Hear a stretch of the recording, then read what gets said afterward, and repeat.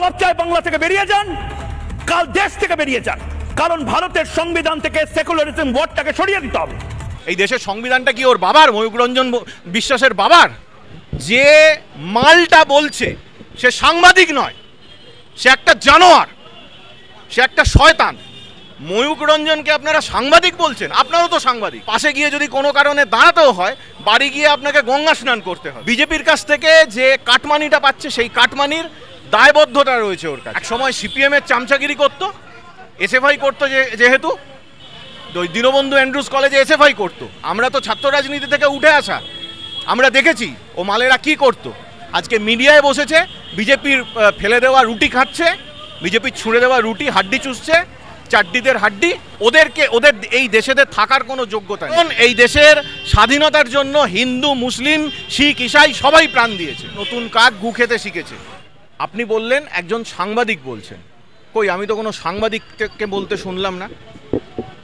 যে মালটা বলছে সে সাংবাদিক নয়, সে একটা জানোয়ার, সে একটা শয়তান। ময়ূক রঞ্জনকে আপনারা সাংবাদিক বলছেন? আপনারও তো সাংবাদিক। আপনারা একবার নিজেদের পাশে ওই শয়তানটাকে, ওই জানোয়ারটাকে একবার দাঁড় করিয়ে দেখান তো। আপনি পারবেন ওর পাশে গিয়ে দাঁড়াতে? লজ্জায় আপনাদের গা ঘিনঘিন করবে না? ওর পাশে গিয়ে যদি কোনো কারণে দাঁড়াতেও হয়, বাড়ি গিয়ে আপনাকে গঙ্গা স্নান করতে হবে। ওকে মানুষও বলা যায় না, একটা অমানুষ। ও সাংবাদিকতার সুযোগ নিয়ে বিষ ছড়িয়ে যাচ্ছে। হ্যাঁ, সাংবাদিকতার সুযোগ নিয়ে শুধু নয়, বিজেপির কাছ থেকে যে কাটমানিটা পাচ্ছে, সেই কাটমানির দায়বদ্ধতা রয়েছে ওর কাছে। আর ওই সব মানে এদেরকে গিরগিটিও এদেরকে দেখলে লজ্জা পাবে। এক সময় সিপিএম এর চামচাগিরি করতো, এসএফআই করতো, যেহেতু দীনবন্ধু অ্যান্ড্রুজ কলেজে এসএফআই করতো। আমরা তো ছাত্র রাজনীতি থেকে উঠে আসা, আমরা দেখেছি ও মালেরা কি করতো। ওই সব কলেজেতে এসএফআই এর নাম করে কি সন্ত্রাসটা ওরা করতো। আজকে মিডিয়ায় বসেছে, বিজেপির ফেলে দেওয়া রুটি খাচ্ছে, বিজেপির ছুঁড়ে দেওয়া রুটি হাড্ডি চুষছে, চাড্ডিদের হাড্ডি। আর এখন এই ওখানে সন্ত্রাস করেছিল কলেজেতে, এখন মিডিয়াতে গিয়ে সন্ত্রাস করছে। এই সংবাদের নামে সন্ত্রাস ছড়াচ্ছে ওরা। এদেরকে আমি বলে দিচ্ছি যে এই এখনো পর্যন্ত সাধারণ মানুষ সংবিধানটাকে সম্মান করে, তাই এখনো পর্যন্ত এখানে এই রাজ্যে আইনের শাসনটা রয়েছে, তাই। আর সংবাদ মাধ্যমের আড়ালে ওরা লুকিয়ে আছে, তাই। যেদিন ওই ক্যামেরার আর সাধারণ মানুষের এই যে ডিফারেন্সটা, এটা যেদিন সরে যাবে, সেদিন দেখা যাবে ওই ওই ওই যে ওই বড় বড় কথা বলছে না কি, বার করে দিতে হবে বা তাড়িয়ে দিতে হবে, সেকুলারদের বার করে দিতে হবে, ওদেরকেই দেশ থেকে বার করে দেওয়া হবে।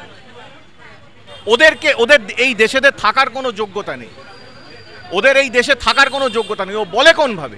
এই দেশের সংবিধানটা কি ওর বাবার, ময়ূক রঞ্জন বিশ্বাসের বাবার? কি বিশ্বাস না ঘোষ? হ্যাঁ, ওই ঘোষের বাবার। ওই এক ছিল দিলীপ ঘোষ, আর এই হচ্ছে ময়ূক রঞ্জন ঘোষ। ওই ঘোষেই ওদের চলে যাবে। হ্যাঁ, সংবিধানটা ওর বাবা তৈরি করেছে। এই সংবিধানটা এই দেশের স্বাধীনতাটা রক্ষা করার জন্য, এই দেশের স্বাধীনতাটা আনার জন্য লক্ষ লক্ষ মানুষ শহীদ হয়েছে। এই দেশের সংবিধানটা যারা তৈরি করেছেন তাদেরকে কত কষ্ট করতে হয়েছে। এই সংবিধানের যে প্রিয়াম্বেল রয়েছে, ওরা বলছে যে পরে ঢোকানো হয়েছে। হ্যাঁ, পরে ঢোকানো হয়েছে, বেশ করা হয়েছে। কারণ এই দেশের স্বাধীনতার জন্য হিন্দু, মুসলিম, শিখ, ইসাই সবাই প্রাণ দিয়েছে। এই দেশের স্বাধীনতার জন্য যেমন সূর্য সেন প্রাণ দিয়েছে, এই দেশের স্বাধীনতার জন্য যেমন ভগৎ সিং প্রাণ দিয়েছে, এই দেশের স্বাধীনতার জন্য আশফাক উল্লাহ খান প্রাণ দিয়েছে। এই দেশের স্বাধীনতার জন্য কোনো ওই ময়ূক রঞ্জন ঘোষ, দিলীপ ঘোষ বা ওই বিজেপি, আরএসএস বা তখনকার হিন্দু মহাসভার কেউ প্রাণ দেয়নি। তো এই দেশ যদি সেকুলার হয়ে থাকে, তাহলে সেটা এই দেশের কালচারের জন্য সেকুলার, এই দেশের ইতিহাস সেকুলার, সেই জন্য এই দেশটা সেকুলার। আর আরেকটা জিনিস বলছি, এরা হচ্ছে গিয়ে নতুন কাক গু খেতে শিখেছে। এই নরেন্দ্র মোদীও হচ্ছে নতুন কাক, গু খেতে শিখেছে। যখন এই আপনার অটল বিহারী বাজপেয়ী বিজেপির প্রধানমন্ত্রী হতে পারেন। অটল বিহারী বাজপেয়ীও ওই বাবরি মসজিদ ধ্বংসের পেছনে উনি উস্কানি দিয়েছেন, কিন্তু সেই ভদ্রলোকের, ওনার মধ্যে দেশের বহুত্ববাদের প্রতি একটা আস্থা অন্তত ছিল। সেই অটল বিহারী বাজপেয়ী পর্যন্ত বলেছিলেন যে এই দেশ সেকুলার, সেটার জন্য হিন্দু বা আরএসএস দায়ী নয়, এই দেশের আত্মাটাই সেকুলার।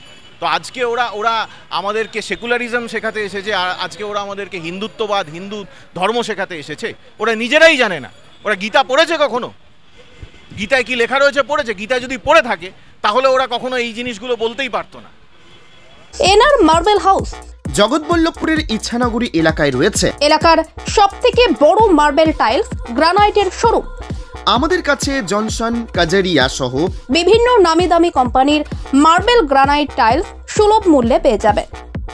এছাড়াও আমাদের সাথে রয়েছে রহমান পেইন্টস এবং রামিজ ইলেকট্রিকের যাবতীয় সামগ্রী পেয়ে যাবেন আমাদের কাছে। আপনার বাড়িকে সুন্দর করে সাজাতে চাইলে যোগাযোগ করুন আমাদের সঙ্গে।